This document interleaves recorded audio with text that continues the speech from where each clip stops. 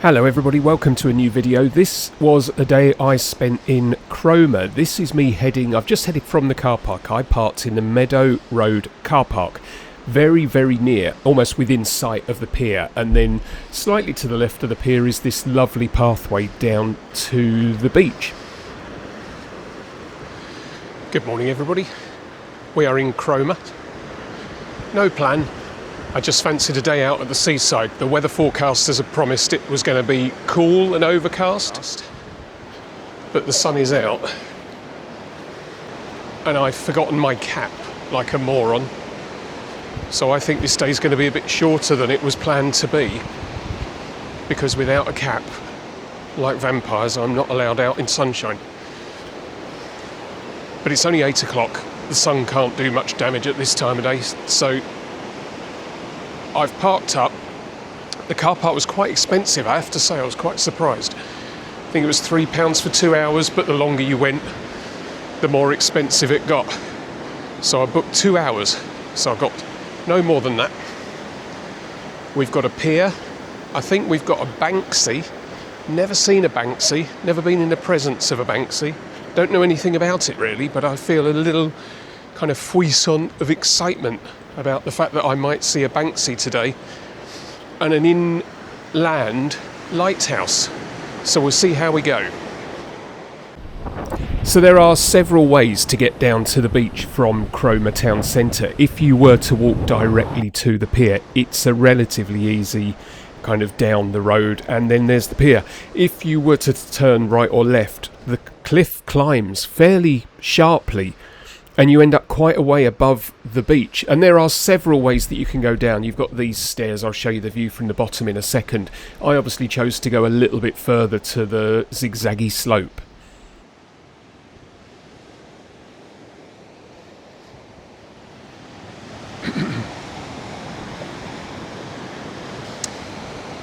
Now then, I was planning on doing an exciting episode of Piers, as in piers around the UK. After my videos from Suffolk, I thought I'd do Norfolk. I thought that might blow the internet wide open with excitement. And I was going to do, there are four. There are two in Great Yarmouth, there's one here in Cromer, and there's one in Hunstanton, if you can call it a pier. I don't. And I thought I might do Cromer and Great Yarmouth at the same time. But I'm not going to, because I've forgotten my cap. And I don't want to make too big a deal out of it, but honestly, in July, I am not a one for walking around without a hat on of some kind, so I feel like a complete lemon. So I think it's going to be Cromer and that's it today. Now, the reason I started in Cromer was it never occurred to me the pier is open 24 hours a day, and it didn't occur to me that most piers are not open 24 hours a day. Is that a reflection on society, or is that just one of those things? So I've come to Cromer, and the plan was to go to Great Yarmouth, but as I said, no cap, no Great Yarmouth. I also didn't check tide times. Some people have. There's a chap down here swimming, or has been in the water. He was just getting out. There's a kite surfer up there. I don't suppose you can see it, but there's a kite surfer just up there on the horizon going really well. But I didn't check the tide times. Not that it would have made a blind bit of difference, but it would have been nice to walk under the pier. So, Cromer's got a ton of car parks. I parked in the Meadow Road car park, which is right in the centre of town, and it was actually about 300 metres to the pier, but I obviously wandered up and down the promenade first. So there might be some repetition later on in the video, but I just thought I'd share some facts about the pier. First of all, as near as could be, what we're looking at now was built in 1846. And I love some of these facts. It was very regulated in the olden days. It had a law that said that you weren't allowed to smoke until after 9 o'clock. And the reason for that was that gentlemen were only really supposed to smoke away from ladies, and by 9 o'clock ladies were expected to have retired. That structure was destroyed in 1890 by a storm. So that was dismantled and sold for about £40 apparently, and a new 500-foot iron pier was built and opened in 1901, and that structure cost £17,000 to build. I gotta say, I was quite looking forward to it being overcast and a bit chilly. But this is beautiful today. Look at that guy going out on his kayak. If you can, I really hope you can see that. There are a couple of surfers over there. In fact, there are more than a couple of surfers over there, and we've got this guy kayaking. I've got to say, I'm loving Cromer. It's a wonderful place, and living in the East Midlands as I do, it's about as close as the coast is. I wonder why I don't spend more time here. You might think I'm really stupid, but I could go home now a happy man. This is wonderful. There's something really lovely, and again, I was surprised at how few piers there are. I thought every seaside town had a pier, but it clearly isn't the case, so it's something of a rarity. And a new lifeboat station by the look of it.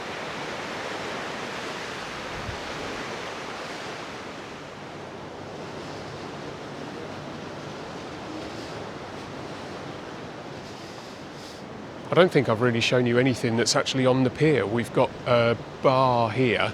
There's the Pavilion Theatre. In fact, have we got a timeline? Oh, we love a timeline. So I don't quite get from that when it was built, but it's talking about 1900. It was redesigned. 500-foot iron pier with bandstand. Now that's interesting. Very much like we saw at Felixstowe. In 1940, the centre part of the pier was blown up in order to stop the Germans invading, but it's obviously been rebuilt. This did not go as smoothly as planned, with the blast and debris shattering windows and damaging property in Cromer. Goodness me, a large piece of metal girder even landed in Church Street opposite Woolworths. Crikey O'Reilly. So it was rebuilt in 1951 and renovated again in 1990. So I wonder why they haven't done it with Felixstowe Pier. I wonder if it's simply an expense thing, but you can't help thinking that it would bring in more money than it would cost. Seems such a shame for Felixstowe not to have a pier similar to this. So as I was walking down to the pier, I realised, especially with the tide in, you cannot walk underneath the pier. I love going underneath piers, and you can't. You could swim underneath, but you can't walk underneath it. But as I left the pier and carried on walking towards the Banksy, I noticed this path that heads down on the right-hand side of the pier, down under the pier. Now, aside from the fact that the water was going out, the tide was obviously going out, so there was a bit of beach visible, as you can see, but there is this raised walkway, and you can get right underneath. Now, I think I said in Felixstowe, I love being underneath the pier, seeing the Victorian engineering. I love the majesty of it. I love the symmetry of it. And I just stood and watched the waves for a while. But I had to get the shot under the pier. I do love that.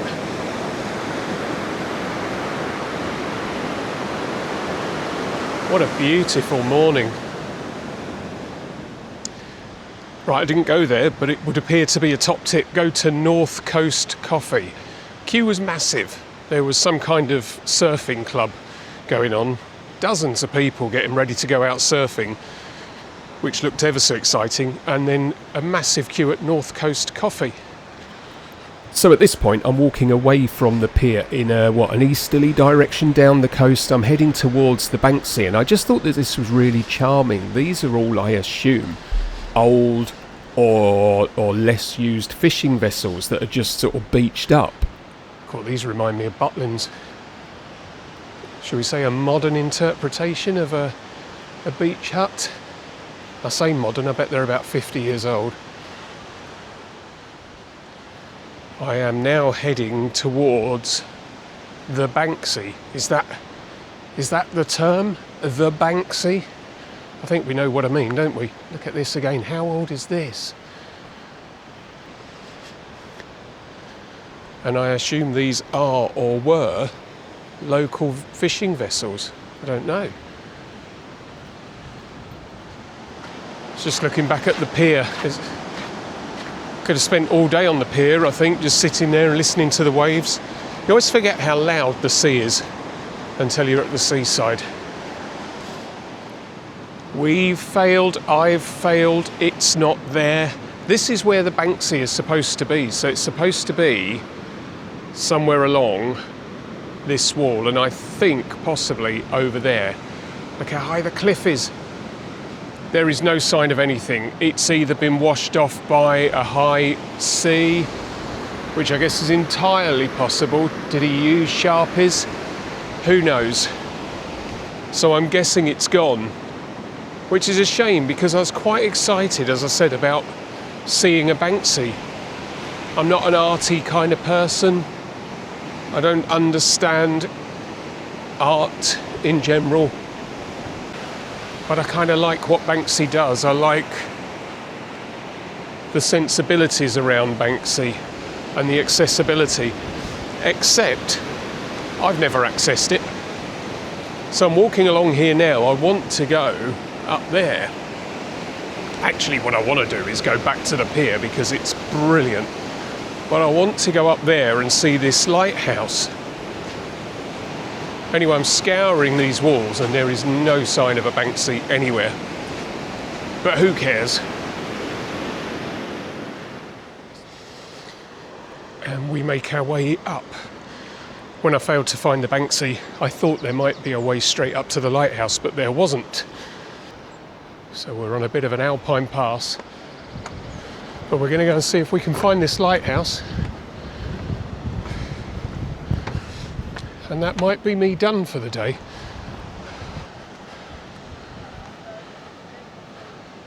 "14 minutes. I don't know how I feel. I won't be too intrusive with these houses, but I can tell you that some of these houses are stunning. They must have the best views. And I assume this cliff is regarded as fairly stable because a lot of these buildings are new, as in they've been renovated recently. And you wouldn't do that unless you thought your house was still going to be here in 20 years' time, surely. We hear all the time about Hemsby, which isn't far away. Houses being washed into the sea every time there's a storm. I assume these people are kind of more secure in the knowledge that their houses are not going to be washed away. You can see how high we are. Hopefully you can see it. There's the pier. I suspect the tide is going out. What a place to live though. Now this is literally at the top of the cliffs. That way lies Cromer, this way is the lighthouse, and that way is the sea. Very rare to get trees like this at the top of a cliff, so close to the top of the cliff. Look at this. Sea, beach, big trees. I did just fly my drone. I don't know when I'll put that up. I might put a little clip up now. I think I just caught sight. In fact, I think I can just see the top. And I don't know which way to go of the lighthouse. It's just over there. It's just within reach. And yet, God, did you see what I just did there? Within reach. I can't get lost, can I? Surely I can't get lost. And it's on as well. How about that? Do they leave lighthouses on all the time? Don't I feel the fool? Look at this. The wind was lovely and cooling. All I want to do is get over there. The sun feels like it's beating down. It's only 9 o'clock. I should stop worrying, but the sun's beating down. This jungle is closing in on me. Doesn't feel like me. We are very near the point where I just say, blow it. We've seen the lighthouse, that's enough. Oh, look at that. I hope you can see it. Oh, it looks like, is that a lifeboat? There's the pier, there's Cromer, and there's the lighthouse. And I'm really hoping I haven't bitten off more than I can chew with this, so I've got to get back by 10 o'clock. We'll see. Feels like a very new mechanism up there. You just assume there's a whopping great light bulb that spins around at a repetitiveness. So, and I thought I understood that all lighthouses have their own signature. So if a sailor is really in trouble, they can tell from the signature what lighthouse they're looking at. That might be baloney. But that one just looks to be a very modern LED that is just flashing. It is not rotating. Look at this, we've got a helipad.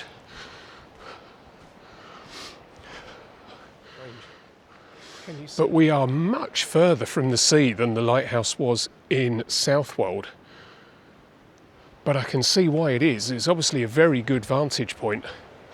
There's a boat, you won't be able to see it. There is a very large boat out there. It's getting quite hazy. And I bet they can see it. Now then, I'm racing back. I've got 20 minutes to get back to the car. But I just thought I'd show you, as I race back to the car, how much it's changed. We must be about 20 to 10 if I've got 20 minutes to get back to the car. And it's all happening. I'm almost inclined to go and put another hour in the meter and stay. But I'm very aware of that big thing behind my head, which is not my friend. But look at this. So the people I spoke about a little while ago are now all out on the beach. Look at them going in. The lifeboat is out on exercises, I guess. Cromer, on a Sunday morning, on a sunny day, is a hive of activity. There's the dangerous walkway for children that must not have children on it. So the question is, oh no, we're okay, thank goodness for that. Lots of people clapping, I'm not sure what we've just done. Now amazingly, I can find very little about this. This is Cromer Church. It was built in the 15th century apparently, and I can't find anything else. All I can tell you is, it doesn't really matter where you are. Certainly on this walk, I could see it most of the time. If this is the close, I should say thank you for watching. I don't know how long this video is going to turn out. As I say, it was supposed to include Great Yarmouth as well. So forgive me for being a buffoon who doesn't carry a cap in the car at all times. What a wally. And I wasn't thinking straight at 5 AM. But thank you for watching. I always appreciate it. I didn't say it's Martin, did I? And I didn't say it's within reach. Hopefully you know. And hopefully I'll be back soon with another video. Have a good day.